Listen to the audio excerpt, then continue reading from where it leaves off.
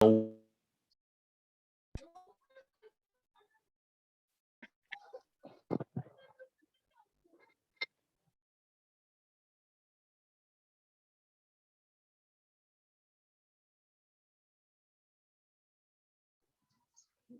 Start ಮಾಡಿ sir.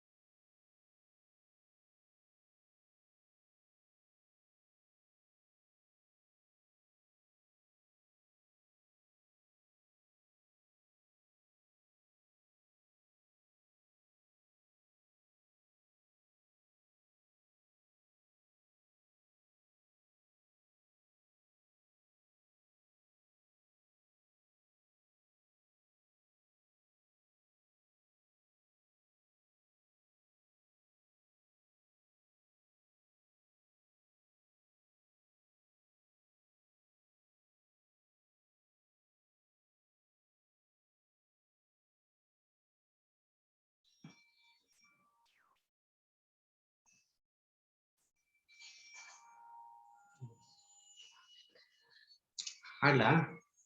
ನಿಮ್ದು ಕೇಳಿಸ್ತಿಲ್ಲ ನನಗೆ. ನಾನು ಕೇಳಿಸ್ತಿದ್ಯಾ? ಕೇಳಿಸ್ತಿದೆ, ಮಾತಾಡಿ ಮಾತಾಡಿ. ಎಲ್ರಿಗೂ ನಮಸ್ಕಾರ. ಇವತ್ತು ವಿಶ್ವ ಸಂಗೀತ ಮತ್ತು ಯೋಗ ದಿನಾಚರಣೆಯ ಒಂದು ಬಹು ಮಹತ್ತರವಾದ ಒಂದು ದಿನ. ತಮಗೆಲ್ಲರಿಗೂ ವಿಶ್ವ ಸಂಗೀತ ಮತ್ತು ಯೋಗ ದಿನಾಚರಣೆಯ ತಮಗೆಲ್ಲರಿಗೂ ಹಾರ್ದಿಕ ಶುಭಾಶಯಗಳನ್ನ ಹೇಳ್ತಾ ನಾನು ಗಣಪತಿ ಗೀತೆಯನ್ನ ಹಾಡ್ಲಿಕ್ಕೆ ನಾನು ಬಯಸ್ತೀನಿ.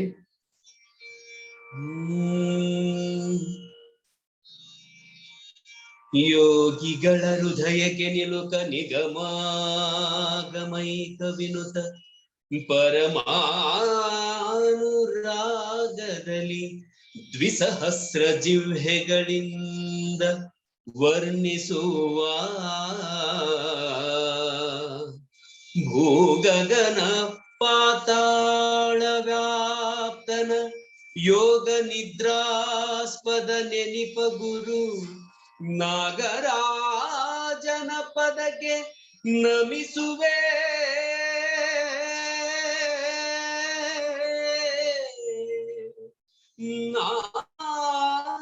ನಾಗರಾಜನ ಪದಕ್ಕೆ ನಮಿಸುವೆ. ಮನದೊಳಗನವರಥ ಮನದೊಳಗನವರಥ ಗಣಪತಿ ಪಾರ್ವತಿ ತನಯ ಗಣಪತಿ ಪಾರ್ವತಿ ತನಯ ಭಕ್ತ ಜನಕ್ಕೆ ಕೊಡುವುದು ವಿನಯ. ಗಣಪತಿ ಪಾರ್ವತಿ ತನಯ ಭಕ್ತ ಜನಕ್ಕೆ ಕೊಡುವುದು ವಿನಯ. ಆಹ ಮನದೊಳು ನೀನಿಂದು ಅನುಗಾಲ ಹರಿಗುಣ ಮನದೊಳು ನೀನಿಂದು ಅನುಗಾಲ ಹರಿಗುಣ ಗಣಗಳ ಪೊಗಳುವ ಮನವನಿ ಪಾಲಿಸು ಗಣಪತಿ ಪಾರ್ವತಿ ತನಯ. ಗಣಪತಿ ಪಾರ್ವತಿ ತನಯ ಸಿಂಧುರಸನೆ ಬಹುಗುಣ ಪೂರ್ಣ ಮಂದರಧಾರಿಯ ಕರುಣ ಸಿಂಧುರಸನೆ ಬಹುಗುಣ ಪೂರ್ಣ ಮಂದರಧಾರಿಯ ಕರುಣ ಪಾತ್ರನೆಂದು ಹೊಕ್ಕೆನೋ ತವ ಚರಣ ಪಾತ್ರ ನೆಂದು ಹೊಕ್ಕೆನೋ ತವ ಚರಣ ಕಂದನೆಂದು ಕಾಯಲು ಬಹು ಕರುಣ ಕಂದನೆಂದು ಕಾಯಲು ಬಹು ಕರುಣ ನಂದ ನಂದನ ಗುರು ಗೋವಿಂದ ವಿಠಲನ ನಂದ ನಂದನ ಗುರು ಗೋವಿಂದ ವಿಠಲ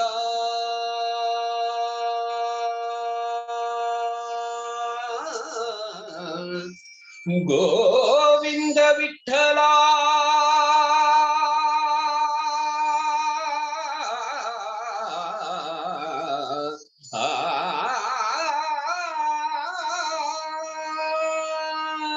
ಗೋವಿಂದ ವಿಠಲ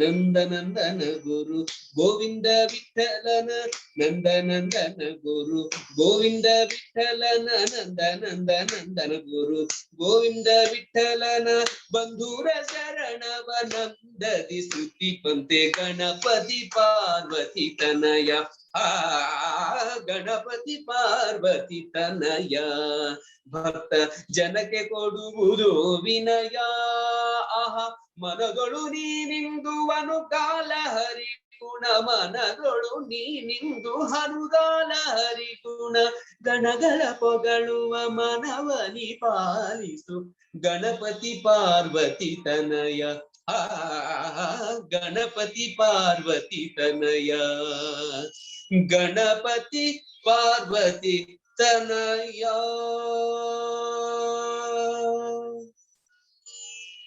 ಥ್ಯಾಂಕ್ ಯು.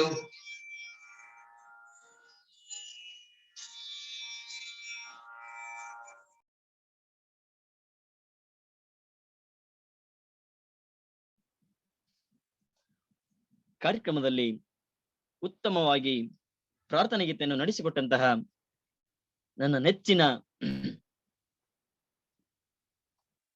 ಹಿರಿಯ ಕಲಾವಿದರಾದಂತಹ ಶ್ರೀರಾಮ್ ಕಾಸರ್ ಸರ್, ಗಜೇಂದ್ರಗಡ ಸರಿಗಮಪ ದ್ವಿತೀಯ ಸ್ಥಾನವನ್ನ ಪಡೆದಂತವರಿಗೆ ತುಂಬ ಹೃದಯದಿಂದ ಧನ್ಯವಾದಗಳನ್ನ ಅರ್ಪಿಸುತ್ತಾ, ಹಾಗೆ ಈ ಕಾರ್ಯಕ್ರಮದಲ್ಲಿ ಅತಿಥಿ ಮಹೋದಯರನ್ನ ಪ್ರೀತಿಯಿಂದ ಸ್ವಾಗತಿಸಲು ಬರುತ್ತಿದ್ದಾರೆ ಸಂಜಯ್ ಕುಮಾರ್ ಬಿರಾದರ್, ಜಿಲ್ಲಾ ಸಂಚಾಲಕರು, ಧಾರವಾಡ ಇವರಿಂದ.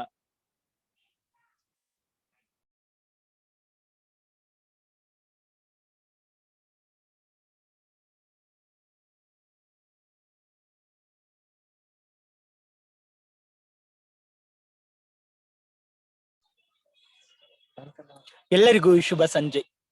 ಕನ್ನಡ ಜಾನಪದ ಪರಿಷತ್, ಜಾನಪದ ಯುವ ಬ್ರಿಗೇಡ್, ಜಾನಪದ ಜೋಳಿಗೆ ಮಾಲಿಕೆ 59, ಜನಪದ ಆಟಗಳು ಜೋಳಿಗೆಯಲ್ಲಿ ನಮ್ಮೊಂದಿಗೆ ಡಾಕ್ಟರ್ ವಿನೋದ್, ಸಹಾಯಕ ಪ್ರಾಧ್ಯಾಪಕರು ಮತ್ತು ಮುಖ್ಯಸ್ಥರು, ಕನ್ನಡ ವಿಭಾಗ, ಎಂಎಂಕೆ ಮತ್ತು ಎಸ್ಡಿಎಂ ಮಹಿಳಾ ಮಹಾವಿದ್ಯಾಲಯ ಮೈಸೂರು.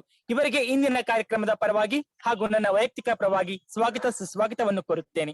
ಅದೇ ರೀತಿಯಾಗಿ ನಮ್ಮ ನಿಮ್ಮೆಲ್ಲರ ಅಚ್ಚುಮೆಚ್ಚಿನ ಜನನಾಯಕ ಹಾಗೂ ಜಾನಪದ ಜೀವಿ ಹಾಗೂ ಜಾನಪದ ಕುಟೀರ, ಜಾನಪದ ಜಂಗಮ ಎಂದೇ ಪ್ರಖ್ಯಾತಿಯನ್ನು ಪಡೆದಂತಹ ಇಂದಿನ ಅಧ್ಯಕ್ಷತೆಯನ್ನು ವಹಿಸಿದಂತಹ doctor S Balaji sir, Kannada Janapada Parishat, ಜಾನಪದ ಯುವ ಬ್ರಿಗೇಡ್ ಇವರಿಗೆ ಸುಸ್ವಾಗತವನ್ನು ಕೋರುತ್ತೇನೆ. ಅದೇ ರೀತಿಯಾಗಿ ಕನ್ನಡ ಜಾನಪದ ಪದಾಧಿಕಾರಿಗಳಿಗೂ ಹಾಗೂ ಕನ್ನಡ ಯುವ ಬ್ರಿಗೇಡಿನ ಜಾನಪದ ಸಂಚಾಲಕರಿಗಳಿಗೂ ಹಾಗೂ ಅವರಿವರೆನ್ನದೇ ಇಂದಿನ ಕಾರ್ಯಕ್ರಮದಲ್ಲಿ ಭಾಗವಹಿಸಿದಂತ ಎಲ್ಲ ನನ್ನ ಜಾನಪದ ಅಭಿಮಾನಿಗಳಿಗೂ ಸುಸ್ವಾಗತವನ್ನು ಕೊಡುತ್ತಾ ನನ್ನ ಸ್ವಾಗತ ಭಾಷಣ ಮುಗಿಸ್ತೇನೆ. ಧನ್ಯವಾದಗಳು.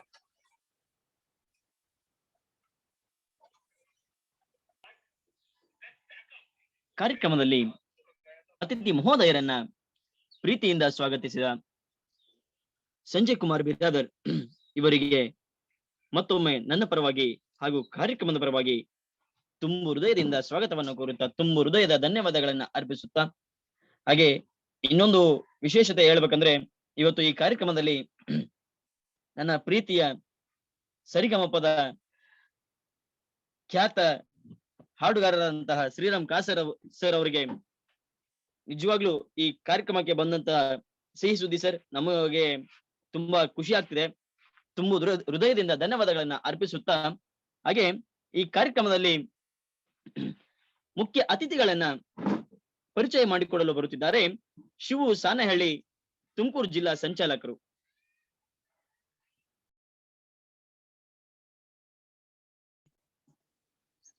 ಎಲ್ಲರಿಗೂ ನಮಸ್ಕಾರ. ಕನ್ನಡ ಜಾನಪದ ಪರಿಷತ್ತು, ಜಾನಪದ ಯುವ ಬ್ರಿಗೇಡ್ನ ಎಲ್ಲ ಜಾನಪದ ಮನಸ್ಸುಗಳಿಗೆ ನಾನು ಹೃದಯ ತುಂಬಿ ನಮಸ್ಕರಿಸುತ್ತಾ, ಜನಪದ ಜೋಳಿಗೆಯಲ್ಲಿ ಜನಪದ ಆಟಗಳು ಈ ಒಂದು ಸುಂದರ ವಿಚಾರವಾಗಿ ನಮ್ಮೊಂದಿಗೆ ಮಾತಾಡ್ಲಿಕ್ಕೆ ಡಾಕ್ಟರ್ ವಿನೋದ ಮೇಡಮ್ ಅವರು, ಮುಖ್ಯಸ್ಥರು, ಕನ್ನಡ ವಿಭಾಗ, ಎಂಎಂಕೆ ಮತ್ತು STM ಮಹಿಳಾ ಮಹಾವಿದ್ಯಾನಿಲಯ ಮೈಸೂರು. ಇವರು MA ಇನ್ ಕನ್ನಡ ಮೈಸೂರು ಯೂನಿವರ್ಸಿಟಿಯಲ್ಲಿ ಮುಗಿಸ್ಕೊಳ್ತಾರೆ. ಇವರು ಮೂಲತಃ ಮೈಸೂರಿನವರೇ ಕೂಡ. ನಂತರದಲ್ಲಿ ಇವರು PhD ಪದವಿಯನ್ನ 2013ರಲ್ಲಿ ಮೈಸೂರಲ್ಲಿ ಮುಗಿಸ್ಕೊಳ್ತಾರೆ. ಲಕ್ಷ್ಮೀನಾರಾಯಣ ಅರೇರ ಸರ್ ಅವರ ಮಾರ್ಗದರ್ಶನದಲ್ಲಿ ಇವರು ತಮ್ಮ PhD ಯನ್ನ ಮುಗಿಸ್ಕೊಳ್ತಾರೆ. ಅವರ PhD ಯಲ್ಲಿ ತಗೊಂಡಂತ ಒಂದು ಅಧ್ಯಯನ ಕುವೆಂಪು ಮತ್ತು ಪೂತಿನ ಪಠ್ಯದಲ್ಲಿ ಪ್ರಕೃತಿ ಮತ್ತು ತೌಲನಿಕ ಅಧ್ಯಯನ, ಕಾವ್ಯದಲ್ಲಿ ಪ್ರಕೃತಿ ಒಂದು ತೌಲನಿಕ ಅಧ್ಯಯನ, ಈ ವಿಚಾರವಾಗಿ ಅವರು ತಮ್ಮ PhD ಪದವಿಯನ್ನ ಮುಗಿಸ್ಕೊಳ್ತಾರೆ. ಹಾಗೆ ಇವರು ಪ್ರಾಧ್ಯಾಪಕರಾಗಿ ಕೂಡ ನಂತರ 100ಕ್ಕೂ ಹೆಚ್ಚು ಲೇಖನಗಳನ್ನ ಬರೀತಾರೆ, ಪ್ರಕಟಿಸ್ತಾರೆ. ಹಾಗೆ ಪೂತಿನರವರ ಒಂದು ಕೃತಿಯನ್ನು ಕೂಡ ಇವರು ಪಬ್ಲಿಕೇಶನ್ ಮಾಡ್ತಾರೆ. ಇಷ್ಟಲ್ಲದೆ ಇವರು ಒಬ್ರು ಕವಯಿತ್ರಿ ಅಂತ ಕೂಡ ಹೇಳ್ಬಹುದು. 100ಕ್ಕೂ ಹೆಚ್ಚು ಕವಿತೆಗಳನ್ನ ಬರೆದಿದ್ದಾರೆ. ಸುಮಾರು 10 ಬಾರಿ ಆಕಾಶವಾಣಿ ಕಾರ್ಯಕ್ರಮಗಳನ್ನ ಕೊಟ್ಟಿದ್ದಾರೆ ವಿನೋದ ಮೇಡಮ್ ಅವರು. ಇಷ್ಟಲ್ಲದೆ ರಾಜ್ಯ ಮತ್ತು ಅಂತಾರಾಷ್ಟ್ರೀಯಗಳಲ್ಲಿ ಪೇಪರ್ ಎಕ್ಸಿಬಿಷನ್ಗಳನ್ನು ಮಾಡಿದ್ದಾರೆ. ಅನೇಕ ಪತ್ರಿಕೆಗಳಲ್ಲಿ ಇವರ ಕವಿತೆಗಳು, ಲೇಖನಗಳು ಪ್ರಕಟಗೊಂಡಿದ್ದಾವೆ.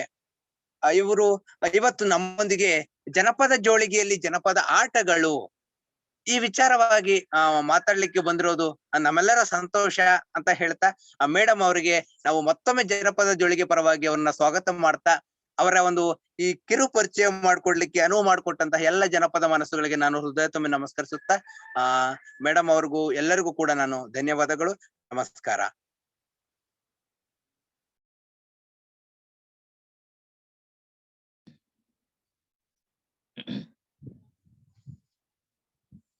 ಕಾರ್ಯಕ್ರಮದಲ್ಲಿ ಮುಖ್ಯ ಅತಿಥಿಗಳನ್ನ ಪ್ರೀತಿಯಿಂದ ಪರಿಚಯ ಮಾಡಿಕೊಟ್ಟಂತಹ ಶಿವು ಸಾನೆಹಳ್ಳಿ, ತುಮಕೂರು ಜಿಲ್ಲಾ ಸಂಚಾಲಕರು, ಇವರಿಗೆ ತುಂಬ ಹೃದಯದಿಂದ ಧನ್ಯವಾದಗಳನ್ನ ಅರ್ಪಿಸುತ್ತಾ, ಹಾಗೆ ಈ ಕಾರ್ಯಕ್ರಮದಲ್ಲಿ ಜೋಳಿಗೆಯಲ್ಲಿ ನಮ್ಮೊಂದಿಗಿದ್ದಾರೆ ಡಾಕ್ಟರ್ ವಿನೋದ ಮ್ಯಾಮ್, ಸಹಾಯಕ ಪ್ರಾಧ್ಯಾಪಕರು ಮತ್ತು ಮುಖ್ಯಸ್ಥರು, ಕನ್ನಡ ವಿಭಾಗ, MMK ಮತ್ತು SDM ಮಹಿಳಾ ಮಹಾವಿದ್ಯಾಲಯ ಮೈಸೂರು. ಕಾರ್ಯಕ್ರಮದ ಕುರಿತಾಗಿ ವಿಶೇಷವಾಗಿ ಉಪನ್ಯಾಸ.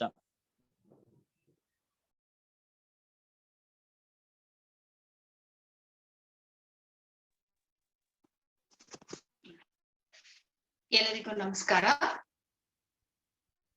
ಶುಭ ಸಂಜೆ. ಕನ್ನಡ ಜಾನಪದ ಪರಿಷತ್ ವತಿಯಿಂದ ಈ ದಿನ ಜನಪದ ಜೋಳಿಗೆ ಮಾಲಿಕೆಯಲ್ಲಿ ಜನಪದ ಆಟಗಳನ್ನ ಕುರಿತು ಮಾತನಾಡ್ಲಿಕ್ಕೆ ಇವತ್ತು ನೀವು ನನ್ನನ್ನ ಆಹ್ವಾನ ಮಾಡಿರೋದು ನನಗೆ ಬಹಳ ಸಂತೋಷವನ್ನ ಉಂಟು ಮಾಡಿದೆ. ಜನಪದ ಯುವ ಬ್ರಿಗೇಡ್ನ ಎಲ್ಲರಿಗೂ ನಾನು ಧನ್ಯವಾದಗಳನ್ನ ಅರ್ಪಿಸ್ತೇನೆ. ವಿಶೇಷವಾಗಿ ನನ್ನ ಆತ್ಮೀಯ ಗೆಳತಿ ಡಾಕ್ಟರ್ ಕಾವೇರಿ ಅವರು ನನಗೆ ಈ ಒಂದು ಅವಕಾಶವನ್ನ ಒದಗಿಸ್ಕೊಟ್ಟಿದ್ದಾರೆ. ಮತ್ತೆ ಖ್ಯಾತನಹಳ್ಳಿ ಪ್ರಕಾಶ್ ಸರ್ ಅವರು, ಮೈಸೂರು ಜಿಲ್ಲಾ ಕನ್ನಡ ಜಾನಪದ ಪರಿಷತ್ತಿನ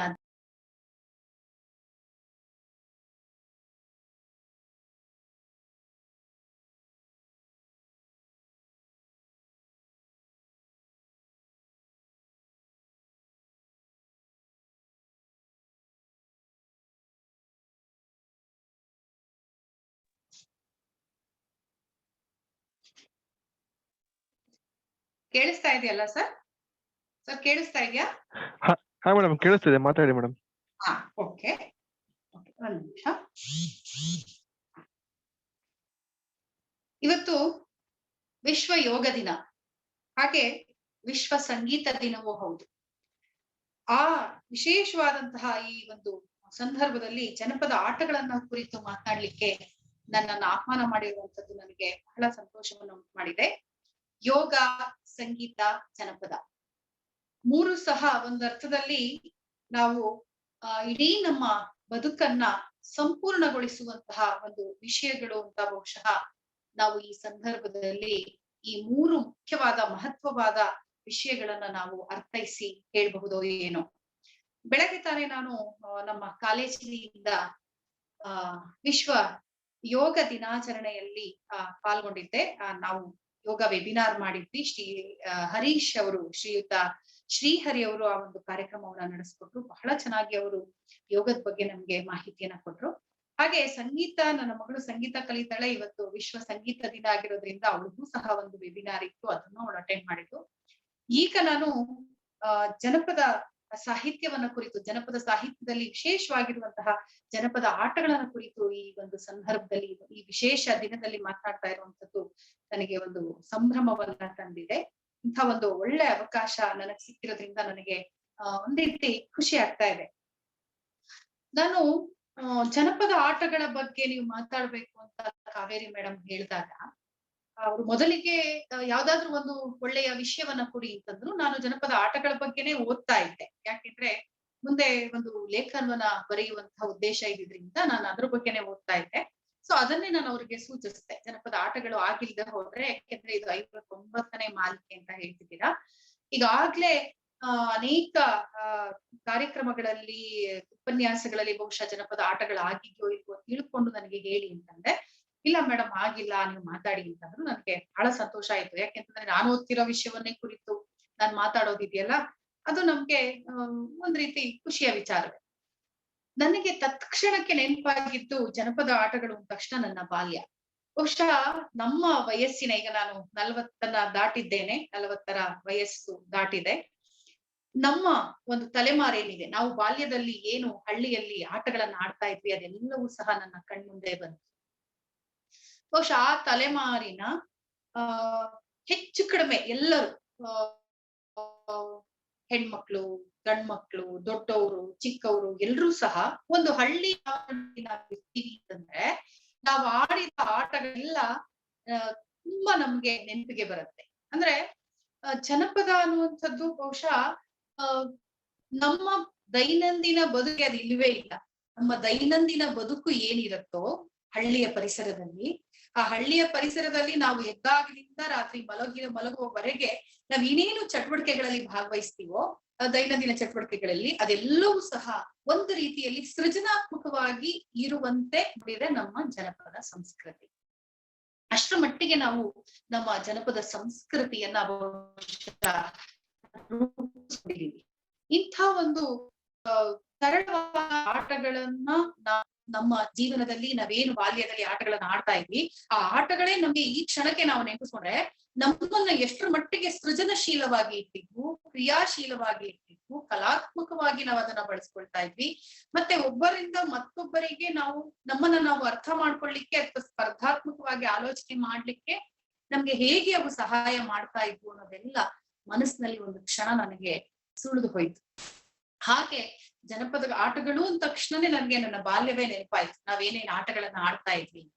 ಬಹುಶಃ ಆ ತಲೆಮಾರಿನ ಎಲ್ಲರೂ ಸಹ ಅಂಥ ಒಂದು ಪ್ರಕೃತಿಯ ಮಡಿಲಲ್ಲಿ, ಮನೆಯ ಒಳಗೆ ಮನೆಯ ಹೊರಗೆ ಪ್ರತಿ ಹಂತದಲ್ಲೂ ಸಹ ಆ ಸಂದರ್ಭಗಳಲ್ಲಿ ಚಾಲ್ತಿಯಲ್ಲಿದ್ದಂತಹ ಆಟಗಳನ್ನ ಆಡಿ ಖುಷಿ ಪಟ್ಟು ನಾವು ನಮ್ಮನ್ನ ನಾವು ಅರ್ಥ ಮಾಡ್ಕೊಳ್ಳಿಕ್ಕೆ, ಮತ್ತೆ ನಮ್ಮ ಜೊತೆಗೇನೆ ನಮ್ಮ ಯಾರು ನಮ್ಮ ಸ್ನೇಹಿತರಿರ್ತಾರೆ, ಸಂಬಂಧಿಗಳು ಇರ್ತಾರೆ, ಅವರ ಜೊತೆಗೆ ನಮ್ಮ ಒಂದು ಒಳ್ಳೆಯ ಸರಳವಾದ ಒಂದು ಸಂಬಂಧಗಳನ್ನ ಸರಿಯಾದ ರೀತಿಯಲ್ಲಿ ಏರ್ಪಡಿಸ್ಕೊಳ್ಳಿಕ್ಕೆ ಬಹುಶಃ ಜನಪದ ಆಟಗಳು ಬಹುಶಃ ಕಾರಣ ಆಗಿರ್ಬೇಕು ಅಂತ ಬಹುಶಃ ನಾವು ಆಲೋಚನೆ ಮಾಡಬಹುದು.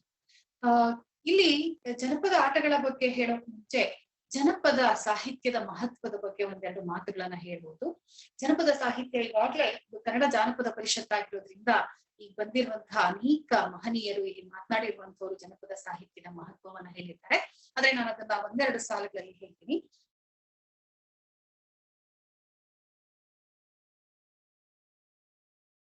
ಸಮುದಾಯದಲ್ಲಿ ಬದುಕೋದನ್ನ ಕಲ್ತ್ಕೊಂಡೋ ಆ ಸಂದರ್ಭದಲ್ಲೇ ಜನಪದ ತನ್ನ ಹುಟ್ಟನ್ನ ಪಡ್ಕೊಳ್ತಾ, ಯಾವಾಗ ಮನುಷ್ಯ ತಾನು ಒಂದು ವ್ಯವಸ್ಥೆಯ ಒಳಗಡೆಗೆ ತನ್ನನ್ನು ಗುರುತಿಸ್ಕೊಳ್ತಾ ಅದ್ರ ಜೊತೆಗೇನೆ ತನ್ನ ಬದುಕನ್ನ ಸೃಜನಶೀಲವಾಗಿ ಇಟ್ಕೊಳ್ಬೇಕು ಅಂತ ಆಸೆ ಪಟ್ನೋ ಆ ಸಂದರ್ಭದಲ್ಲೇ ಜನಪದ ಸಾಹಿತ್ಯ ಅನ್ನುವಂಥದ್ದು ಆ ಮೌಖಿಕವಾಗಿರಬಹುದು ಅಥವಾ ಅದು ಯಾವ ಯಾವ ರೂಪಗಳಲ್ಲಿ ಕಾಣಿಸ್ಕೊಳ್ತೋ ಆ ಎಲ್ಲ ರೂಪಗಳಲ್ಲೂ ಸಹ ಆ ಜನಪದ ಸಾಹಿತ್ಯ ಅನ್ನುವಂಥದ್ದು ಅಥವಾ ಜನಪದರು ತಮ್ಮ ಸೃಜನಶೀಲತೆಯನ್ನು ತೋರಿಸ್ಲಿಕ್ಕೆ ಪ್ರಾರಂಭಿಸಿದ್ರು ಅಂತ ಹೇಳ್ಬಹುದು. ಈ ಜನಪದ ಸಾಹಿತ್ಯ ನಮ್ಗೆಲ್ಲ ಗೊತ್ತಿರೋ ಹಾಗೆ ಮೌಖಿಕವಾದಂತಹ ಒಂದು ಪರಂಪರೆ, ಬಾಯಿಂದ ಬಾಯಿಗೆ ಅನೇಕ ಮಾರ್ಗಗಳಲ್ಲಿ ಪ್ರಕಾರಗಳಲ್ಲಿ, ಅಂದ್ರೆ ಗಾದೆಗಳು, ಒಗಟುಗಳು ಅಥವಾ ಕಥೆಗಳು ಅಥವಾ ಇನ್ಯಾವುದೋ ಬಗೆಯಲ್ಲಿ ಅವುಗಳನ್ನ ಒಬ್ಬರಿಂದ ಮತ್ತೊಬ್ಬರು ಮಾತಿನ ಮುಖಾಂತರ ತಲುಪಿಸುವಂತಹ ಒಂದು ಸಂದರ್ಭಗಳನ್ನ ನಾವು ನೋಡ್ತೀವಿ. ಇವತ್ತಿಗೆ ಅದನ್ನ ಬರವಣಿಗೆಯಲ್ಲಿ ಹಿಡಿದಿರುವಂತಹ ಒಂದು ದೊಡ್ಡ ಕಾರ್ಯವೇ ಶುರುವಾಗಿದೆ. ಇವತ್ತು ದೊಡ್ಡ ಮಟ್ಟದಲ್ಲಿ ತಂತ್ರಜ್ಞಾನ ಬಂದಿರೋದ್ರಿಂದ ಆ ತಂತ್ರಜ್ಞಾನವನ್ನ ಬಳಸ್ಕೊಂಡು ಎಲ್ಲ ರೀತಿಯಲ್ಲಿ ಒಂದು ರೆಕಾರ್ಡಿಂಗ್ ಆಗಿರಬಹುದು ಅಥವಾ ಕೃತಿಯಲ್ಲಿರಬಹುದು ಅಥವಾ ಬೇರೆ ಬೇರೆ ವಿಧಾನಗಳಲ್ಲಿ ಜನಪದ ಸಾಹಿತ್ಯವನ್ನ ಸಂಗ್ರಹಿಸುವಂತಹ ಕೆಲಸ, ಮತ್ತೆ ಜನಪದ ಸಾಹಿತ್ಯ ಏನಿದೆ ಅದನ್ನ ಎಲ್ಲ ಕಡೆಗೆ ಪ್ರಚಾರ ಮಾಡುವಂತಹ ಒಂದು ನೆಲೆಯಲ್ಲಿ ನಾವೆಲ್ಲ ಇರುವಂತದ್ದು ನಮ್ಗೆ ಇನ್ನೂ ಸಂತೋಷವನ್ನ ಕೊಡುತ್ತೆ. ಇನ್ನೂ ಹೆಚ್ಚಿನ ಕೆಲಸಗಳು ಆಗ್ಬೇಕಾಗಿದೆ ಅನ್ನುವಂಥದ್ದು ಜನಪದ ಸಾಹಿತ್ಯದಲ್ಲಿ ಯಾರು ಕೆಲಸ ಮಾಡ್ತಿರ್ತಾರೋ ಅವ್ರಿಗೆ ಗೊತ್ತಿರತ್ತೆ, ಸಹಜವಾಗಿ ಗೊತ್ತಿರತ್ತೆ. ಇಲ್ಲಿ ನಾನು ಬರೀ ಜನಪದ ಆಟಗಳಿಗೆ ಫೋಕಸ್ ಮಾಡಿ ಮುಖ್ಯವಾಗಿ ಅದರ ಅಂಶಗಳನ್ನೇ ಗುರುತಿಸಿ ನಾನು ಹೇಳೋದಾದ್ರೆ, ಜನಪದ ಆಟಗಳ ಬಗ್ಗೆ ನಾವು ಹೇಳಿದಾಗ ಅದರಲ್ಲಿ ಒಟ್ಟು ಇಡೀ ಜನಪದ ಸಾಹಿತ್ಯವನ್ನ ನಾವು 4 ಅಂಶಗಳಾಗಿ ಗುರುತಿಸ್ಕೊಳ್ಬಹುದು, 4 ವಿಧಗಳಾಗಿ ಗುರುತಿಸ್ಕೊಳ್ಬಹುದು. ಅದು ಒಂದು ಜನಪದ ಸಾಹಿತ್ಯ ಅಂತ ಒಂದು, ಇನ್ನೊಂದು ಜನಪದ ಕ್ರಿಯಾ ರೂಪ ಅಂತ ಹೇಳ್ಬಹುದು, ಇನ್ನೊಂದು ವೈಜ್ಞಾನಿಕ, ಇನ್ನೊಂದು ಭಾಷಿಕ ರೂಪ. ಒಟ್ಟು 4 ರೂಪಗಳಲ್ಲಿ ನಾವು ಜನಪದ ಸಾಹಿತ್ಯವನ್ನ ಗುರುತಿಸ್ಕೊಳ್ಬಹುದು. ಸಾಹಿತ್ಯ, ಭಾಷಿಕ, ಕ್ರಿಯಾ ಮತ್ತು ವೈಜ್ಞಾನಿಕ ರೂಪಗಳು. ಜನಪದ ಆಟಗಳು ಜನಪದ ಕ್ರಿಯಾ ರೂಪಗಳಿಗೆ ಬರುವಂತಹ ಒಂದು ರೂಪ ಆಗಿದೆ ಜನಪದ ಆಟಗಳು ಅನ್ನುವಂಥದ್ದು. ಈ ಆಟಗಳ ನಾವು ಮಹತ್ವವನ್ನ ಗುರುತಿಸ್ಕೊಂಡಾಗ ನಾವು ಬಗೆ ಬಗೆಯ ಆಟಗಳನ್ನ ನಾವು ಇವತ್ತಿಗೆ ನೋಡ್ತಾ ಇದ್ರುವೆ ಅಥವಾ ಹಿಂದೆ ಅದನ್ನ ನಾವು ಗಮನಿಸಿದ್ರು ಸಹ ಈ ಆಟಗಳ ಉದ್ದೇಶ ಕೇವಲ ಮನೋರಂಜನೆಯಾಗಿತ್ತ ಅಂತ ಯೋಚನೆ ಮಾಡಿದ್ರೆ, ಪ್ರಾರಂಭದಲ್ಲಿ ಅದು ಬಹುಶಃ ಉಟ್ಕೊಂಡಾಗ ಅದು ಮನೋರಂಜನಾತ್ಮಕವಾಗಿ ಇರಬಹುದು, ಆದ್ರೆ ಅದು ಎಲ್ಲ ಅರ್ಥದಲ್ಲೂ ಅಂದ್ರೆ ಒಂದು ನಮ್ಗೆ ಬೌದ್ಧಿಕವಾಗಿ, ಮಾನಸಿಕವಾಗಿ ಅಥವಾ ಈ ಲೋಕದ ಆಚೆಗೆ ನಾವೇನೋ ಒಂದು ಕಲ್ಪಿಸ್ಕೊಳ್ತೀವಿ ಅಂತಂದ್ರೆ ಆ ಕಲ್ಪನೆಯ ಹಿನ್ನೆಲೆಯಲ್ಲಿ ಅಥವಾ ನಮ್ಮ ಒಂದು ಸಾಂಸಾರಿಕ ಜೀವನದ ಹಿನ್ನೆಲೆಯಲ್ಲಿ ಎಲ್ಲ ಹಿನ್ನೆಲೆಯೂ ಸಹ ಈ ಆಟಗಳು ರೂಪುಗೊಂಡಿರುವಂತದನ್ನ ನಾವು ಗಮನಿಸ್ತಾ ಹೋಗಬಹುದು. ಯಾಕೆ ಅಂತಂದ್ರೆ ಅದರ ಕ್ರಿಯಾತ್ಮಕತೆಯೇ ಅದರ ಮೂಲ ಸೃಜನಶೀಲತೆಯನ್ನ ನಮ್ಗೆ ಪರಿಚಯ ಮಾಡ್ಕೊಳ್ತಾರೆ. ನಾವು ಯಾವುದೇ ಒಂದು ಆಟದಲ್ಲಿ ಪಾಲ್ಗೊಳ್ತೀವಿ ಅಂತಂದ್ರೆ ಆಟ ಅಂದ ತಕ್ಷಣ ಅಲ್ಲಿ ಒಬ್ಬ ವ್ಯಕ್ತಿಗೆ ಅವಕಾಶ ಇಲ್ವೇ ಇಲ್ಲ, ಒಬ್ಬರಿಗಿಂತ ಹೆಚ್ಚು ಜನ ಪಾಲ್ಗೊಳ್ಳುವಂಥದ್ದು ಆಟ ಅಂತ ಅನ್ನಿಸ್ಕೊಳ್ಳುತ್ತೆ. ಆ ಹಿನ್ನೆಲೆಯಲ್ಲಿ ನಾವು ಮತ್ತೊಬ್ಬರ ಜೊತೆಗೆ ಬೆರಿತೀವಿ ಅಂತಂದಾಗ ಆ ಬೆರೆಯುವ ಸಂದರ್ಭದಲ್ಲಿ ಅಲ್ಲಿ ಏನೋ ಒಂದಷ್ಟು ನಿಯಮಗಳಿರುತ್ತೆ, ಅಲ್ಲಿ ಏನೋ ಒಂದಷ್ಟು ನಾವು ಆ ನಿಯಮಗಳ ಅನುಸಾರವಾಗಿ ಆಟಗಳನ್ನ ಆಡ್ತಾ ಹೋಗ್ತೀವಿ. ಆ ಹಿನ್ನೆಲೆಯಲ್ಲಿ ಜನಪದ ನಮ್ಗೆ ಗಣಿತವನ್ನ ಕಲಿಸುತ್ತೆ, ವಿಜ್ಞಾನವನ್ನ ಕಲಿಸುತ್ತೆ ಆಟಗಳು, ಅಥವಾ ನಮ್ಗೆ ಆಲೋಚಿಸುವಂತಹ ಬೌದ್ಧಿಕವಾಗಿ ನಾವು ಆಲೋಚಿಸುವಂತಹ ನಮ್ಮ ಕಲ್ಪನಾತ್ಮಕವಾದಂತಹ ಕಲಾತ್ಮಕತೆಯನ್ನ ಸೃಜಿಸುತ್ತೆ. ಈ ಎಲ್ಲ ಹಿನ್ನೆಲೆಯಲ್ಲಿ ಕೇವಲ ಮನೋರಂಜನೆ ಅಷ್ಟೇ ಅಲ್ಲ, ಎಲ್ಲ ನಿಟ್ಟಿನಲ್ಲೂ ಅಂದ್ರೆ ನಮ್ಮ ಬೌದ್ಧಿಕ ಬೆಳವಣಿಗೆಗೆ ಯಾವ ಯಾವ ಅಂಶಗಳು ಬೇಕೋ ಆ ಎಲ್ಲವನ್ನ ಈ ಜನಪದ ಆಟಗಳು ನಮ್ಗೆ ಗೊತ್ತಿಲ್ಲದೆ, ನಮಗೆ ಅರಿವಿಲ್ಲದೆ ಕೊಟ್ಟಿರುವಂತದನ್ನ ನಾವು ಗಮನಿಸ್ತಾ ಹೋಗಬಹುದು. ಆದ್ರೆ ಈ ಜನಪದ ಆಟಗಳ ವಿಶೇಷತೆ ಏನು ಅಂತಂದ್ರೆ, ಬಹುಶಃ ಬೇರೆ ಯಾವುದೋ ಒಂದನ್ನ ನಾವು ಕಲ್ತ್ಕೊಳ್ಬೇಕು ಅಂತಂದ್ರೆ ಅದಕ್ಕೆ ಸ್ವಲ್ಪನಾದ್ರೂ ನಾವು ಆಸಕ್ತಿ ತೋರಿಸ್ಬೇಕು. ಆದ್ರೆ ಆಟಗಳು ಅಂದ ತಕ್ಷಣ ಎಲ್ರಿಗೂ ಆಸಕ್ತಿ ಇದ್ದೇ ಇರುತ್ತೆ. ಈ ಪ್ರಸ್ತುತ ಸಂದರ್ಭವನ್ನ ನಾವು ನೆನಪಿಸ್ಕೊಂಡ್ರೆ ಈ COVID-19 ಬಂದಿರುವಂತ ಸಂದರ್ಭದಲ್ಲಿ ಎಲ್ರು ಮನೆಯಲ್ಲೇ ಇರುವ ಸಂದರ್ಭದಲ್ಲಿ ಬೇರೆ ಇನ್ನೇನೋ ಒಂದು ಕೆಲಸಕ್ಕೆ ನಮ್ಮ ಮಕ್ಕಳಿಗೋ ದೊಡ್ಡವ್ರಿಗೆ ನಾವು ಇನ್ವಾಲ್ವ್ ಮಾಡ್ಲಿಕ್ಕೆ ಹೋದ್ರೆ ಅವ್ರು ಅಷ್ಟು ಇಷ್ಟ ಪಡೋದಿಲ್ವನು. ಆದ್ರೆ ಮನೆಯಲ್ಲೇ ಯಾವ್ದೋ ಒಂದು ಒಳಾಂಗಣದ ಆಟಗಳಲ್ಲಿ ನಾವು ಇನ್ವಾಲ್ವ್ ಆಗ್ತೀವಿ, ಆಟವನ್ನ ಆಡ್ತೀವಿ ಅಂತಂದ್ರೆ ಎಲ್ರೂ ಇಷ್ಟ ಪಡ್ತಾರೆ, ಎಲ್ರೂ ಸಹ ಒಟ್ಟಾಗ್ತಾರೆ. ಯಾಕೆ ಅಂತಂದ್ರೆ ಆಟಗಳು ಅಂದ ತಕ್ಷಣ ಮನುಷ್ಯನಿಗೆ ಒಂದು ಸಂತೋಷ ಉಂಟಾಗತ್ತೆ, ಒಂದು ಸಂಭ್ರಮ ಉಂಟಾಗತ್ತೆ. ಅಲ್ಲಿ ಆತ ಒಂದ್ ರೀತಿ ತನ್ನ ಸಂತೋಷದ ಜೊತೆಗೆ ತನ್ನನ್ನು ತಾನು ಜಾಗೃತಿಗೊಳಿಸ್ಕೊಳ್ತಾನೆ, ಆಟದ ಬಗ್ಗೆ ಹೆಚ್ಚು ಆಸಕ್ತಿಯನ್ನ ತೋರಿಸ್ತಾನೆ. ಅದು ಒಳಾಂಗಣ ಆಟ ಆಗಿರ್ಬೋದು, ಹೊರಾಂಗಣ ಆಟ ಆಗಿರ್ಬೋದು, ಅದನ್ನ ಅವನು ಹೆಚ್ಚು ತೋರಿಸ್ತಾನೆ. ಅದ್ರಲ್ಲಿ ನಾವು ಸಕ್ರಿಯವಾಗಿ ಪಾಲ್ಗೊಳ್ಳುವ ಹಾಗೆ ಮಾಡೋದು ಸುಲಭ ಬೇರೆ ಎಲ್ಲ ವಿಚಾರಗಳಿಗೂ. ಆದ್ರಿಂದ ಆಟ ನಮ್ಗೆ ಪಾಠವೂ ಆಗಿರುತ್ತೆ, ಅದು ನಮ್ಮೆಲ್ರಿಗೂ ಗೊತ್ತಿರುವಂತದ್ದೇ. ಆ ಹಿನ್ನೆಲೆಯಲ್ಲಿ ಆಟಗಳು ಕೇವಲ ಮನೋರಂಜನೆಯಲ್ಲ, ಅವು ನಮ್ಮ ಎಲ್ಲ ಅಂದ್ರೆ ಸರ್ವ ರೀತಿಯಲ್ಲೂ ನಮ್ಮ ವ್ಯಕ್ತಿತ್ವ ವಿಕಸನಕ್ಕೆ ಆಟಗಳು ನಮ್ಗೆ ಪ್ರಮುಖವಾಗಿ ಪ್ರಯೋಜನಕ್ಕೆ ಬರುವಂತದ್ದು ಅನ್ನೋದನ್ನ ನಾವು ಗಮನಿಸ್ಬೇಕು. ಹಾಗೇನೆ ಈ ಆಟಗಳಲ್ಲಿ ಒಂದು ವೈವಿಧ್ಯತೆ ಇದೆ, ಅದು ನಿಮಗೆ ಗೊತ್ತಿರುವಂತದ್ದು. ಅದರಲ್ಲೂ ಮುಖ್ಯವಾಗಿ ಒಂದು ಪ್ರಾದೇಶಿಕ ವೈವಿಧ್ಯತೆಯನ್ನ ನಾವು ನೋಡ್ತೀವಿ. ಇಡೀ ಭಾರತದಾದ್ಯಂತ ನಾವು ಆಲೋಚನೆ ಮಾಡದೆ ಹೋದ್ರೆ ಕರ್ನಾಟಕದಾದ್ಯಂತ ಇರುವಂತಹ ಆಟಗಳನ್ನ ಗಮನಿಸಿದಾಗ ಉತ್ತರ ಕರ್ನಾಟಕದ ಕಡೆ ಇರುವಂತಹ ಆಟಗಳು, ದಕ್ಷಿಣ ಕರ್ನಾಟಕದ ಕಡೆ ಇರುವಂತಹ ಆಟಗಳು, ಇಲ್ಲಿ ಇರುವಂತಹ ಪ್ರತಿಯೊಂದು ಜಿಲ್ಲೆಗಳಲ್ಲೂ ಅದರದೇ ಆದಂತಹ ವಿಶೇಷವಾದಂತಹ ಕೆಲವು ಆಟಗಳನ್ನ ಇರುವಂತದನ್ನ ನಾವು ಗಮನಿಸ್ತೀವಿ.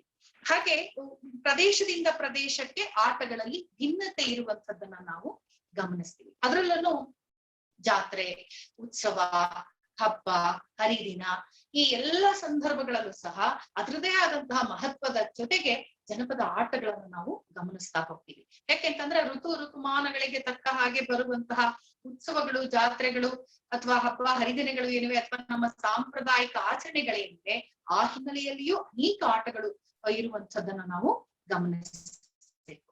ಹಾಗೇನೆ ಈ ಆಟಗಳ ಬಗ್ಗೆ ನಮ್ಮ ಪ್ರಾಚೀನ ಕಾವ್ಯಗಳಲ್ಲೂ ಸಹ ಉಕ್ತವಾಗಿರುವಂತದ್ದನ್ನ ನಾವು ಗಮನಿಸ್ಬೇಕು. ಪಂಪ ಆಗಿರ್ಬೋದು, ರನ್ನ ಅಥವಾ ಆಂಡಯ್ಯ ಆಗಿರ್ಬೋದು, ಕುಮಾರವ್ಯಾಸ, ಸರ್ವಜ್ಞ ಅಥವಾ ಮುದ್ದಣ, ಎಲ್ಲರೂ ಲಕ್ಷ್ಮೀಶ ಆಗಿರ್ಬೋದು, ಎಲ್ಲರೂ ಸಹ ತಮ್ಮ ಕಾವ್ಯಗಳಲ್ಲಿ ಆ ಕಾಲಮಾನದಲ್ಲಿ ಅಂದ್ರೆ ಅವತ್ತಿನ ಸಾಮಾಜಿಕ ವ್ಯವಸ್ಥೆನಲ್ಲಿ ಯಾವ್ಯಾವ ಆಟಗಳು ಇತ್ತು ಅನ್ನುವಂಥದ್ದನ್ನ ಅಲ್ಲಲ್ಲೇ ಅಂದ್ರೆ ಆ ಸಂದರ್ಭ ಬಂದ ಸಂದರ್ಭದಲ್ಲೇ ಅವರು ಹೇಳಿರುವಂತದ್ದನ್ನ ನಾವು ಗಮನಿಸಬಹುದು.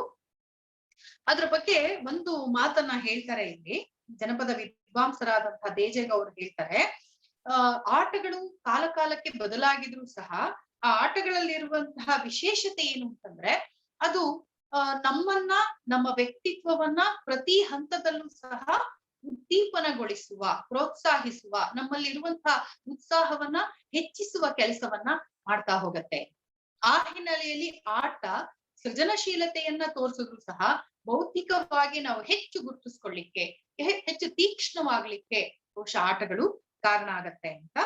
ಆಮೇಲೆ ಇಲ್ಲಿ ಇನ್ನೊಂದು ವಿಶೇಷತೆ ಏನು ಅಂತಂದ್ರೆ ಬೇರೆ ಎಲ್ಲ ಸಂದರ್ಭಗಳಲ್ಲಿ ಅವ್ರವ್ರದೇ ಆದಂತ ಆಸಕ್ತಿ ಕ್ಷೇತ್ರಗಳಿರುತ್ತೆ. ಒಬ್ರಿಗೆ ಸಂಗೀತ ಇಷ್ಟ ಆದ್ರೆ ಒಬ್ರಿಗೆ ಸಾಹಿತ್ಯ, ಇನ್ನೊಬ್ರಿಗೆ ಕಲೆ, ಆ ರೀತಿ ಬೇರೆ ಬೇರೆ ಕ್ಷೇತ್ರಗಳಲ್ಲಿ ಆಸಕ್ತಿ ಇರುತ್ತೆ. ಆದ್ರೆ ಆಟ ಅಂದ ತಕ್ಷಣ ಇಲ್ಲಿ ಯಾವ ಭೇದ ಭಾವಗಳು ಇಲ್ಲ. ಯಾರಾದ್ರೂ ಈಗ ನಾವು ಆಟ ಆಡೋಣ ಅಂತಂದ ತಕ್ಷಣನೇ ಯಾವ್ದಾದ್ರೂ ಸರಿ ಅಲ್ಲಿ ಚಿಕ್ಕವರು ದೊಡ್ಡವರು ಅನ್ನೋ ಭೇದ ಭಾವನೆ ಇಲ್ದೇನೆ ಒಂದು ಮುಕ್ತ ಮನಸ್ಥಿತಿಯಿಂದ ಆಟದಲ್ಲಿ ಪಾಲ್ಗೊಳ್ಳುವಂಥದ್ದನ್ನ ನಾವು ವಿಶೇಷವಾಗಿ ಗಮನಿಸ್ತೀವಿ. ಹಾಗೇನೆ ಈ ಆಟಗಳು ನಮ್ಗೆ ಮನೋಲ್ಲಾಸವನ್ನ ಕೊಡೋದು ಅಷ್ಟೇ ಅಲ್ದೇನೆ ಆ ಆಟಗಳ ಒಂದು ಕ್ರಿಯಾಶೀಲತೆ ಇದೆಯಲ್ಲ ಅದು ನಮ್ಗೆ ಒಂದು ಮನಃಶಾಂತಿಯನ್ನು ಸಹ ಕೊಡುತ್ತೆ. ಸ್ಪರ್ಧಾತ್ಮಕವಾಗಿದ್ರು ಸಹ ಒಂದು ಶಾಂತಿಯನ್ನ ಅಂದ್ರೆ ಮನೋಲ್ಲಾಸದ ಜೊತೆಗೆ ಮನಸ್ಸಿಗೆ ಒಂದು ಉಲ್ಲಾಸವನ್ನು ಕೊಡುತ್ತೆ ಅಂತ ನಾವು ಹೇಳ್ಬೋದು. ಆದಿಮ ಕಾಲದಲ್ಲಿ ಈ ಬೇಟೆ, ಮುಖ್ಯವಾಗಿ ನಾವು ಬೇಟೆ ಮತ್ತೆ ಪ್ರಾಣಿಗಳ ಜೊತೆಗೆ ಅವನು ಹೆಚ್ಚು ಮಾನವ ಪಳಗ್ತಾ ಇದ್ದಿದ್ರಿಂದ ಆ ಚಟುವಟಿಕೆಗಳ ಹಿನ್ನೆಲೆಯಲ್ಲಿ ಕೆಲವು ಆಟಗಳನ್ನ ಆತ ರೂಢಿಸ್ಕೊಂಡಿರುವಂತದನ್ನ ನಾವು ನೋಡ್ತೀವಿ. ಅದರಲ್ಲಿ ನಾವು ನೋಡುವಂಥದ್ದು ಮರಕೋತಿ ಆಟ, ಬೇಟೆ ಆಟ, ಆನೆ ಆಟ, ಕಪ್ಪೆ ಆಟ, ಕುರಿಮರಿ ಆಟಗಳು. ಇವೆಲ್ಲ ಆಟಗಳು ಬಹುಶಃ ಆ ಪ್ರಕೃತಿಯ ಅನುಸಂಧಾನದಲ್ಲಿ ಮನುಷ್ಯ ಇದ್ದಿದ್ರಿಂದ, ಪ್ರಾಣಿ ಪಕ್ಷಿಗಳ ಜೊತೆಗೆ ಅವನ ಒಡನಾಟ ಜಾಸ್ತಿ ಇದ್ದಿದ್ರಿಂದ ಅವನು ಅಂಥ ಆಟಗಳನ್ನ ಕಂಡು ಹಿಡ್ಕೊಂಡು ಅವುಗಳಲ್ಲಿ ಮಗ್ನನಾಗಿರುವಂತದನ್ನ ವಿದ್ವಾಂಸರು ಗುರುತಿಸ್ತಾರೆ. ಆಮೇಲೆ ಬೇರೆ ಬೇರೆ ನಾಗರಿಕತೆಯ ಸಂದರ್ಭಗಳಲ್ಲಿ, ಉದಾಹರಣೆಗೆ Greek, Babylonia ಅಸಿರಿಯಾ, Harappa, ಮೊಹೆಂಜದಾರೋ, Egypt, Mesopotamia, ಈ ಎಲ್ಲ ಪುರಾತನ ಸಂಸ್ಕೃತಿಗಳು ಏನಿವೆ ಅಲ್ಲಿಯೂ ಸಹ ಈ ಜನಪದ ಆಟಗಳ ಮಹತ್ವವನ್ನ ನಾವು ಗುರುತಿಸ್ಕೊಳ್ಬಹುದು. ಚಿಕ್ಕ ಮಕ್ಕಳಿಂದ ಹಿಡಿದು ವಯಸ್ಕರವರೆಗೂ ಸಹ ಅನೇಕ ಬಗೆ ಬಗೆಯ ಆಟಗಳಲ್ಲಿ ಅವರು ತೊಡಗಿಸ್ಕೊಂಡಿದ್ರು ಅನ್ನೋದಕ್ಕೆ ದಾಖಲೆಗಳು ಸಿಗತ್ತೆ. ಉದಾಹರಣೆಗೆ ಓಟದ ಪಂದ್ಯ, ಕುದುರೆ ಪಂದ್ಯ, ಚಕ್ರ ಎಸೆತ, ರಥ ಸ್ಪರ್ಧೆ, ಮುಷ್ಟಿ ಯುದ್ಧಗಳು ಇವೆಲ್ಲವೂ ಸಹ ಆ ಕಾಲದಲ್ಲಿ ಪ್ರಚಲಿತ ಇತ್ತು ಅಂತ ನಾವು ದಾಖಲೆಗಳ ಸಮೇತ ಅವುಗಳನ್ನ ನಾವು ತಿಳ್ಕೊಳ್ಬಹುದು.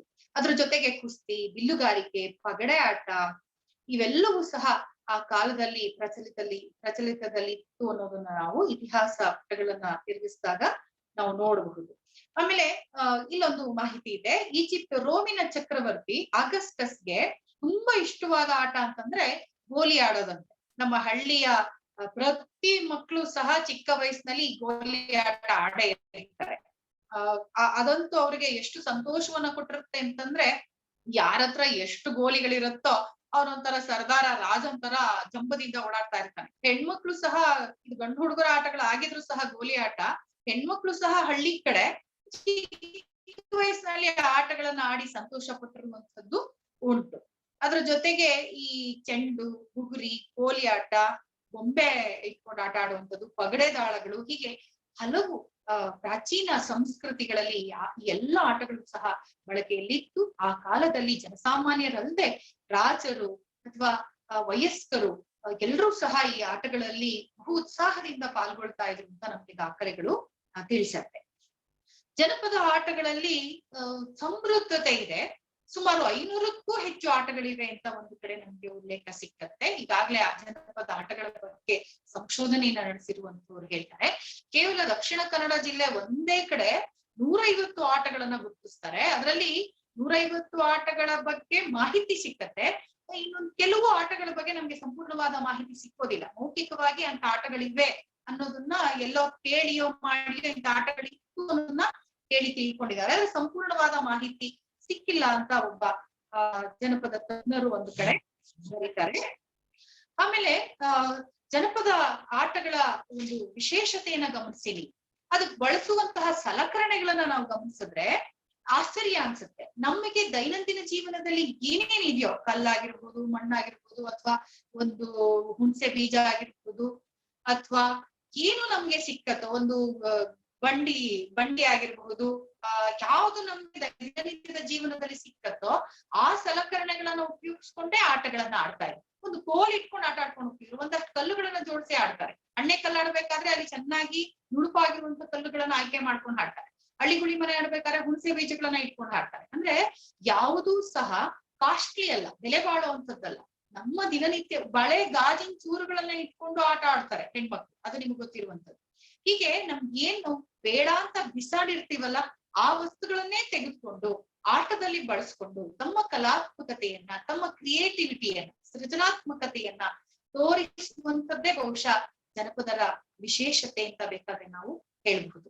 ಅಂದ್ರೆ ಜನಪದರು ತಮ್ಮ ಆಟಗಳಿಗೆ ಬಳಸ್ತಾ ಇದ್ದಂತಹ ಸಲಕರಣೆಗಳೇನಿದೆ, ಏನಿದೆ ಅತಿ ಸಾಮಾನ್ಯವಾದದ್ದು, ಅತಿ ಸಾಧಾರಣವಾದದ್ದು, ಅಥವಾ ಪ್ರಯೋಜನ ಬಾರದ್ದು ಅಂತ ನಾವು ಆ ಕಡೆ ಹಾಕಿದ್ರು ತೆಗೆದುಕೊಂಡು ಸಹ ಮಕ್ಕಳು ಆಡ್ತಾ ಇದ್ರು ಅಂತಂದ್ರೆ ಜನಪದರ ಒಂದು ಸೃಜನಶೀಲತೆಯನ್ನು ನಾವು ಇಲ್ಲಿ ಹೊಗಳಬೇಕಾಗತ್ತೆ.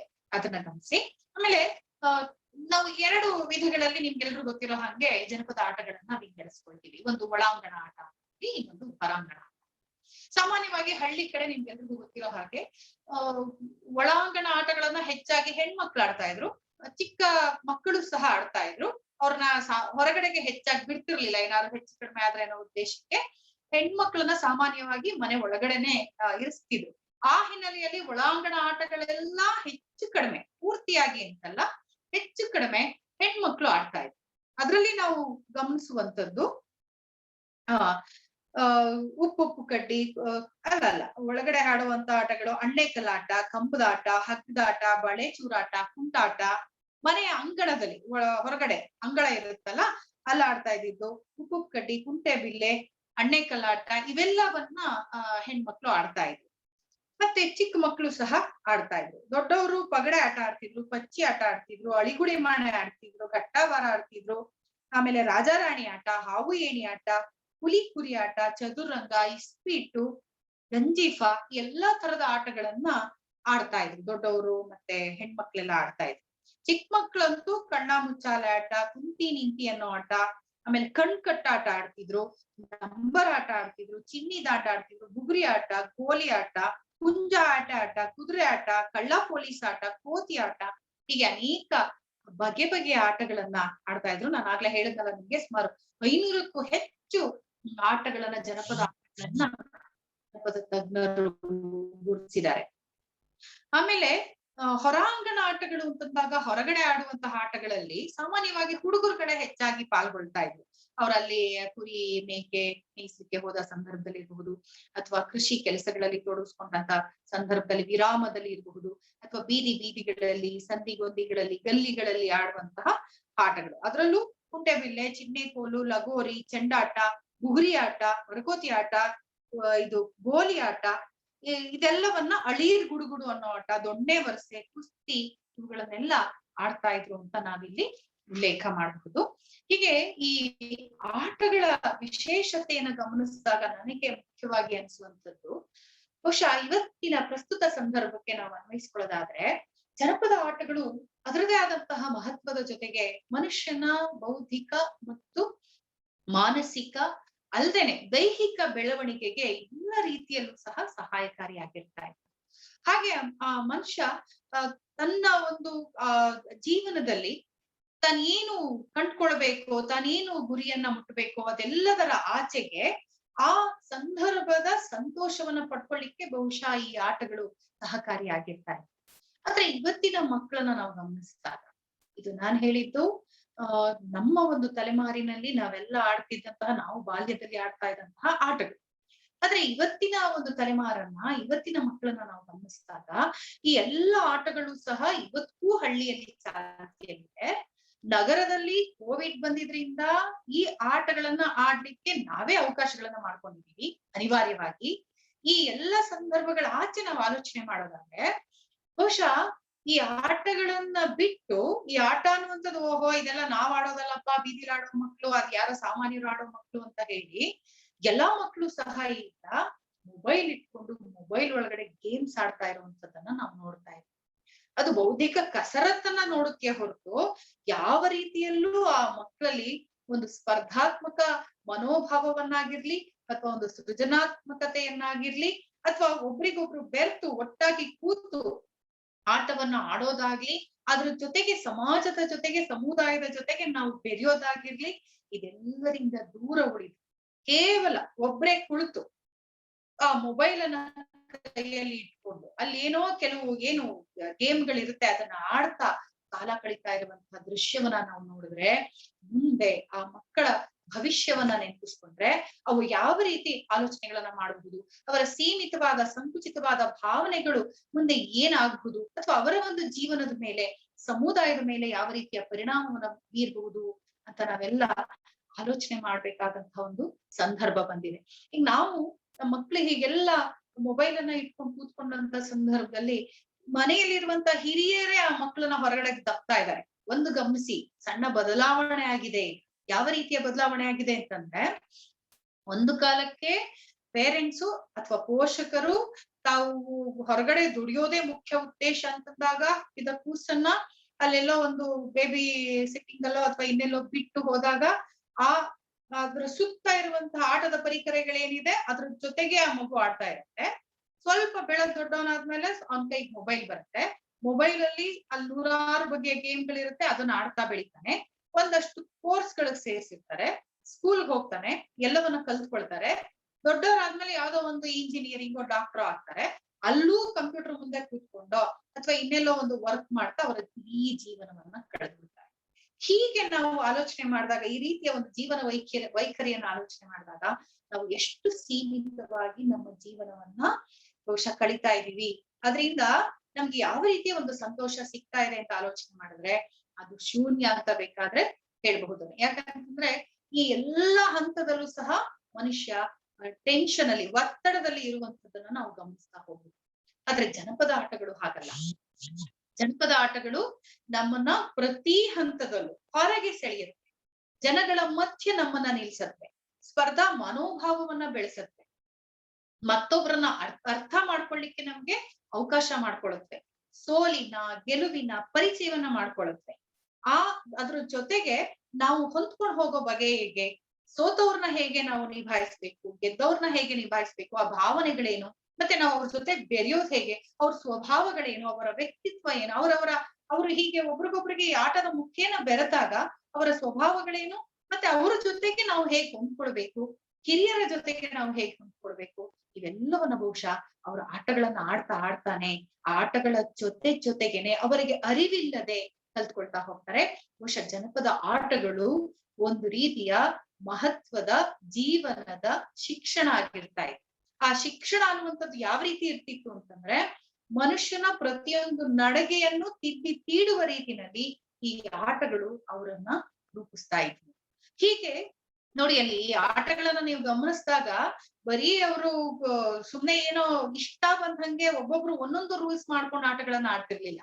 ಪ್ರತಿಯೊಂದು ಆಟಕ್ಕೂ ಅವರದೇ ಆದಂತಹ ನಿಯಮಗಳಿರ್ತಿತ್ತು ಅಲ್ವಾ. ಈಗ ಕಣ್ಣ ಮುಚ್ಚಾಲೆ ಅಂತಂದ್ರೆ ಅಲ್ಲಿ ಎಷ್ಟು ಜನ ಬೇಕಾದ್ರೂ ಗುಂಪು ಸೇರ್ಬಹುದು, ಆದ್ರೆ ಯಾರೋ ಒಬ್ರನ್ನ ಔಟ್ ಮಾಡ್ತಾರೆ, ಅದಕ್ಕೆ ಒಂದು ಕೈಗಳಲ್ಲಿ ಅವರೇ ಹಾಕೊಳ್ತಾರೆ, ಹೀಗೆ ಯಾರು ಗೆಲ್ಬೇಕು, ಯಾರು ಮೊದ್ಲು, ಯಾರ ನಂತರ, ಯಾರಾದ್ಮೇಲೆ ಯಾರು ಅನ್ನುವಂಥದ್ದನ್ನ ನಿರ್ಧರಿಸ್ಕೊಳ್ತಾರೆ.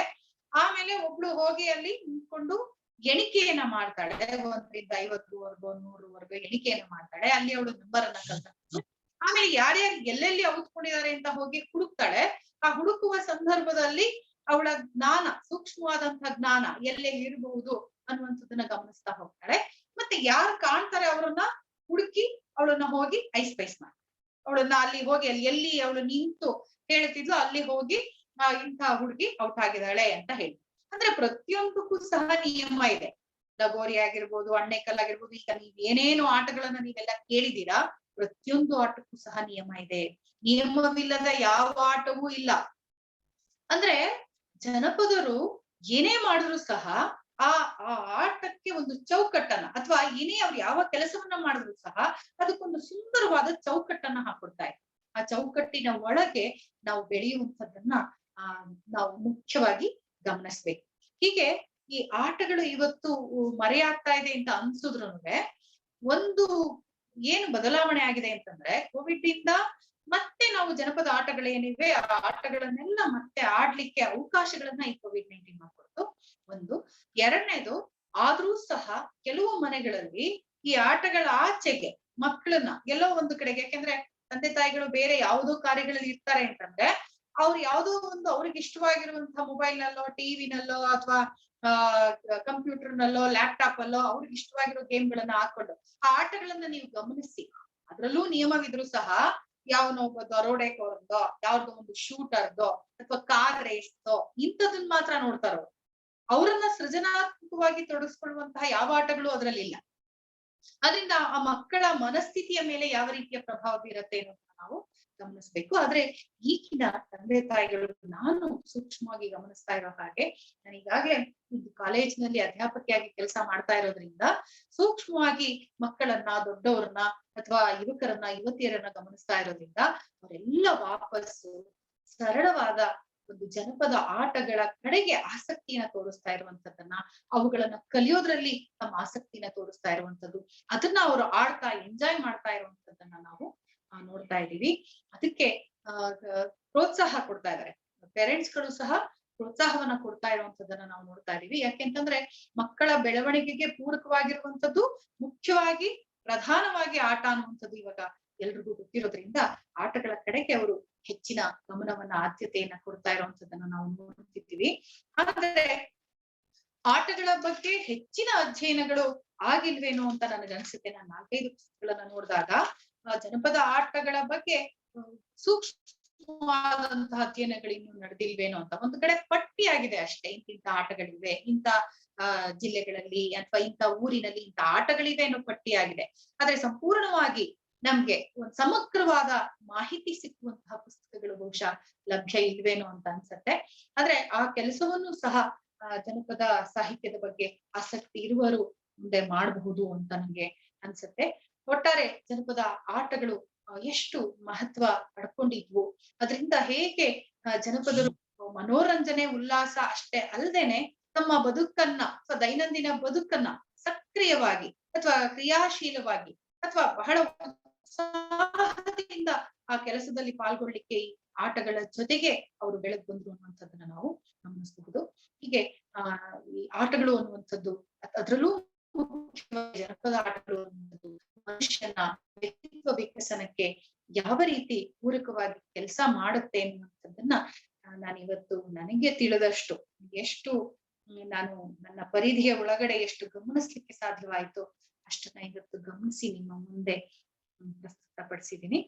ಇದಕ್ಕೆ ಅವಕಾಶ ಮಾಡಿಕೊಟ್ಟಂತಹ ಜನಪದ ಯುವ ಬ್ರಿಗೇಡ್, ಕನ್ನಡ ಜಾನಪದ ಪರಿಷತ್ತು ಮತ್ತೆ ಅದರ ಅಧ್ಯಕ್ಷರಾದಂತಹ ಶ್ರೀಯುತ ಬಾಲಾಜಿ ಸರ್ ಅವರು, ಮತ್ತೆ ಇಲ್ಲಿರುವಂತಹ ಎಲ್ಲ ಅದರ ಪದಾಧಿಕಾರಿಗಳು, ಇದುವರೆಗೆ ನಾನು ಹೇಳಿದಂತಹ ಮಾತುಗಳನ್ನ ಕೇಳಿದ ಎಲ್ಲ ಜನಪದ ಯುವ ಬ್ರಿಗೇಡ್ ನ ಬಳಗಕ್ಕೆ ನನ್ನ ಧನ್ಯವಾದಗಳನ್ನ ಅರ್ಪಿಸ್ತೇನೆ. ನಮಸ್ಕಾರ.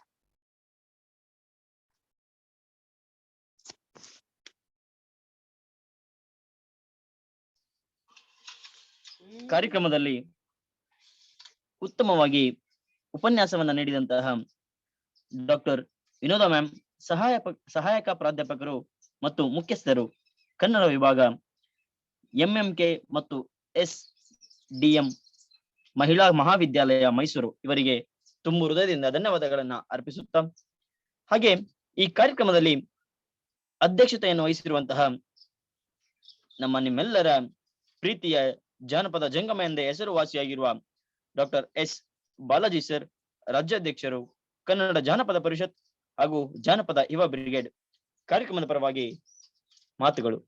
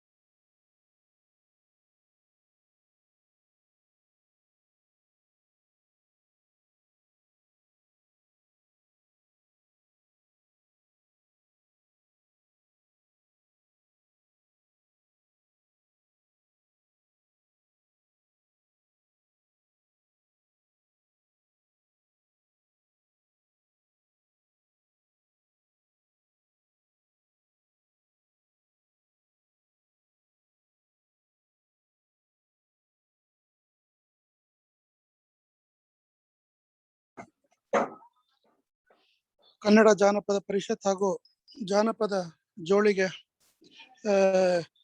ಮಾಲಿಕೆ 59ರಲ್ಲಿ ಡಾಕ್ಟರ್ ವಿನೋದ ಮೇಡಮ್ ಅವರು ಜನಪದ ಕ್ರೀಡೆಗಳ ಬಗ್ಗೆ ಬಹಳ ಉತ್ತಮವಾಗಿ ಮಾತನಾಡಿದ್ದಾರೆ. ಹಾಗೂ ಈ ಬಗ್ಗೆ ನನಗೆ ಡಾಕ್ಟರ್ ಕಾವೇರಿ ಪ್ರಕಾಶ್ ಮೇಡಮ್ ಹೇಳಿದ್ರು, ಅವರು ಜನಪದ ಕ್ರೀಡೆಗಳ ಬಗ್ಗೆ ಮಾತಾಡಬೇಕು ಅಂತ. ಕಳೆದ ಸಲ ಡಾಕ್ಟರ್ 101 ವಿಚಾರ ಸಂಕಿರಣದಲ್ಲಿ ಡಾಕ್ಟರ್ ಗಣನಾಥ್ ಹೆಕ್ಕಾರ್ ಅವರು ಜನಪದ ಕ್ರೀಡೆಗಳ ಬಗ್ಗೆ ಒಂದಷ್ಟು ಮಾತನಾಡಿದ್ರು. ಈ ಬಾರಿ ಡಾಕ್ಟರ್ ವಿನೋದ ಮೇಡಮ್ ಅವರು ಜನಪದ ಕ್ರೀಡೆಗಳ ಬಗ್ಗೆ ಮಾತನಾಡಿದ್ದಾರೆ. ನಾವು ಈಗಾಗಲೇ ಜನಪದ ಕ್ರೀಡೆಗಳ ಬಗ್ಗೆ ಒಂದಷ್ಟು ಜಾಗೃತಿ ಮೂಡುವ ಸಲುವಾಗಿ ಕನ್ನಡ ಜಾನಪದ ಪರಿಷತ್ತಿಂದ ಸುಮಾರು 10-15 ಕಾಲೇಜುಗಳಲ್ಲಿ ಜನಪದ ಕ್ರೀಡೆಗಳನ್ನ ಹಗ್ಗ ಜಗ್ಗಾಟ ಆಗ್ಬೋದು, ಮರಕೋತಿ ಆಟ ಆಗ್ಬೋದು, ಒಂದಷ್ಟು ಲಗೋರಿ ಆಗ್ಬೋದು, ಕುಂಟಾಬಿಲ್ಲೆ ಆಗ್ಬೋದು, ಇಂಥ ಆಟಗಳನ್ನೆಲ್ಲ ಆಡಿಸಿದ್ವಿ. ಬರೀ ಥಿಯರಿಟಿಕಲ್ ಸೆಷನ್ ಬೇಡ, ಪ್ರಾಕ್ಟಿಕಲ್ ಆಗಿ ಮಾಡಿಸ್ಬೇಕು ಅಂತ ಹೇಳಿ ಮಾಡಿಸ್ತಿದೀವಿ. ಈಗಾಗಲೇ ಗಣನಾಥ್ ಶೆಟ್ಟಿ ಅವ್ರ ಜೊತೆಗೆ ಮಾತಾಡಿದೀವಿ. ಮುಂದಿನ ದಿನಗಳಲ್ಲಿ ಒಂದು ಜನಪದ ಕ್ರೀಡೆಗಳದೇ ಒಂದು ಸೆಮಿನಾರ್ ತರ ಮಾಡಬೇಕು, ಸಮ್ಮೇಳನ ಮಾಡಬೇಕು ಅಂತೇಳಿ. ಅಂತ ಸಂದರ್ಭಗಳಲ್ಲಿ ವಿನೋದ ಮೇಡಮ್ ಅವ್ರನ್ನು ಸಹ ನಮ್ಮ ಜೊತೆಗೆ ಇನ್ವಾಲ್ವ್ ಮಾಡ್ಕೊಳ್ತೀವಿ. ಡಾಕ್ಟರ್ ಕಾವೇರಿ ಪ್ರಕಾಶ್ ಮೇಡಮ್ ಅವರು ಇದ್ರ ಬಗ್ಗೆ ವಿನೋದ ಮೇಡಮ್ ಜೊತೆಗೂ ಮಾತಾಡ್ಲಿ. ಮತ್ತೆ ಮುಂದಿನ ದಿನಗಳಲ್ಲಿ ನಾವು ನಾಳೆ ನಮ್ಮ ಕೊನೆಯ ಮಾಲಿಕೆ 60ನೇ ಮಾಲಿಕೆನ ಡಾಕ್ಟರ್ ಅಪ್ಪಿಗೆರೆ ತಿಮ್ಮರಾಜು ಅವ್ರು ನಾಳೆ ಜನಪದ ತಿಳುವಳಿಕೆ ಮತ್ತು ನಡವಳಿಕೆ ಬಗ್ಗೆ ನಾಳೆ ಮಾತಾಡ್ತಾರೆ. ನಾಳೆ ಆದ್ಮೇಲೆ ನಾಡುದು ನಮ್ಮ ಎಲ್ಲ ವಿಭಾಗೀಯ ಸಂಚಾಲಕರು doctor Kaveri Prakash madam, doctor Sharanappa Gonalu, Shri A P. Kumar ಅವರು, ಡಾಕ್ಟರ್ ಭಾರತಿ ಮರವಂತೆ ಮೇಡಮ್ ಅವರು ಹಾಗೂ ಪ್ರೊಫೆಸರ್ ಕೋಜಲ್ಗಿ ಸರ್ ಅವರು ಹಾಡುಗಾರಿಕೆ ಇರ್ತದೆ ಅವ್ರದ್ದು. ಎಲ್ಲರ ಹಾಡುಗಾರಿಕೆನ ಎಲ್ಲರೂ ಕೇಳಬೇಕು. ನಾಡದ್ದು ಎಲ್ಲರೂ ಸಹ ತಪ್ಪದೇ ನಾಡದ್ದು ಭಾಗವಹಿಸಬೇಕಾಗಿ ತಮ್ಮಲ್ಲೆಲ್ಲ ವಿನಂತಿ. ನಮಸ್ಕಾರ.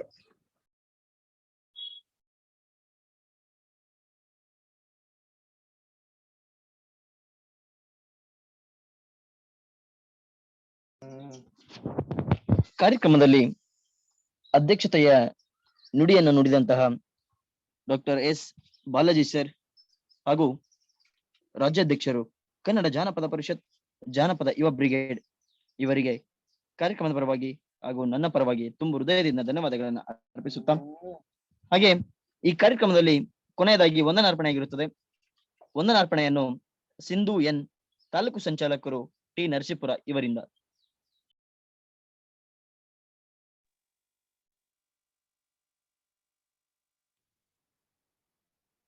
ಎಲ್ಲರಿಗೂ ಶುಭ ಸಂಜೆ. ಕನ್ನಡ ಜಾನಪದ ಪರಿಷತ್, ಕನ್ನಡ ಜಾನಪದ ಯುವ ಬ್ರಿಗೇಡ್ ಮೈಸೂರು ಜಾನಪದ ಜೋಳಿಗೆ ಮಾಲಿಕೆ 59ರ ಜನಪದ ಆಟಗಳು ಜೋಳಿಗೆಯಲ್ಲಿ ಡಾಕ್ಟರ್ ವಿನೋದರವರು ಸಹಾಯಕ ಪ್ರಾಧ್ಯಾಪಕರು ಮತ್ತು ಮುಖ್ಯಸ್ಥರು, ಕನ್ನಡ ವಿಭಾಗ, ಎಂಎಂಕೆ ಮತ್ತು ಎಸ್ಡಿಎಂ ಮಹಿಳಾ ಮಹಾವಿದ್ಯಾಲಯ ಮೈಸೂರು ಇವರಿಗೂ ಧನ್ಯವಾದಗಳು. ಅಧ್ಯಕ್ಷತೆಯಲ್ಲಿ ಡಾಕ್ಟರ್ ಎಸ್ ಬಾಲಾಜಿ ಸರ್, ರಾಜ್ಯಾಧ್ಯಕ್ಷರು, ಕನ್ನಡ ಜಾನಪದ ಪರಿಷತ್ ಜಾನಪದ ಯುವ ಬ್ರಿಗೇಡ್ ಇವರಿಗೂ ಧನ್ಯವಾದಗಳು ಮತ್ತು ಜೋಳಿಗೆಯ ಕಾರ್ಯಕ್ರಮದಲ್ಲಿ ಭಾಗವಹಿಸಿರುವ ಎಲ್ಲರಿಗೂ ಧನ್ಯವಾದಗಳು.